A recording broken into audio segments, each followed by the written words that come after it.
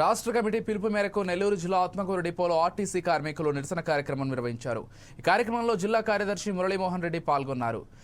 1/19 circular యథావిధిగా అమలు చేసి ఉద్యోగ భద్రత కల్పించాలని, మెరుగైన ఈహెచ్ఎస్ విధానాన్ని అమలు చేయాలని, మెడికల్ లీవ్ కమిటేషన్ ఇచ్చి ప్రతి జీతం ఇవ్వాలని ఆయన అన్నారు.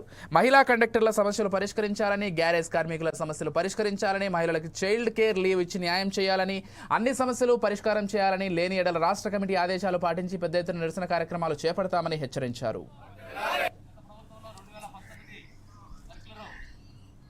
ఆర్టీసీ కార్మికుల సమస్యలు పరిష్కరించాలని అసెంబ్లీలో చర్చించినా కూడా దీని మీద మేనేజ్మెంట్ అయితే చిన్న చొరవ తీసుకొని సమస్యల పరిష్కారంలో ముందుకు పోలేని కారణంగా మా కార్మిక సమస్యలు పరిష్కరించి ఉద్యోగ భద్రతా సర్క్యులర్ 1/19ని అమలు చేసి మా సమస్యలు పరిష్కరించండి అంటే మేనేజ్మెంట్ నిమ్మక నీరెత్తినట్టు ఈ సమస్యల పరిష్కారానికి ముందు రాకపోవడం వల్ల ఈ మేనేజ్మెంట్ స్పందించని కారణంగా ఈరోజు రేపు 10-11లో రాష్ట్ర వ్యాప్తంగా పెద్ద ఎత్తున నిరసన ధర్నాలు ఏర్పాటు చేసి మన నిరసన తెలియజేట్టుగా చేయవలసిందిగా రాష్ట్ర కమిటీ పిలుపు మేరకు ఈ రోజును ఈ నెల్లూరు జిల్లాలో ఆత్మకూరు డిపోలో ఇంత పెద్ద ఎత్తున నిరసన కార్యక్రమం చేపట్టడం జరిగింది. రాష్ట్ర వ్యాప్తంగా 2000 నోటిఫికేషన్ చేసి ఉద్యోగ భద్రత కల్పిస్తూ అనేక చర్యలు తీసుకున్న కారణంగా కొద్ది కాలం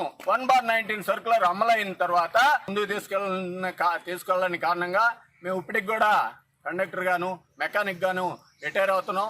అదే మాకైనా ప్రమోషన్లు ఇచ్చుంటే ఈ 4 సంవత్సరాల కాలంలో అనేక లక్షల రూపాయలు మాకు దీనివల్ల ఆదాయం ఉంచుండేది.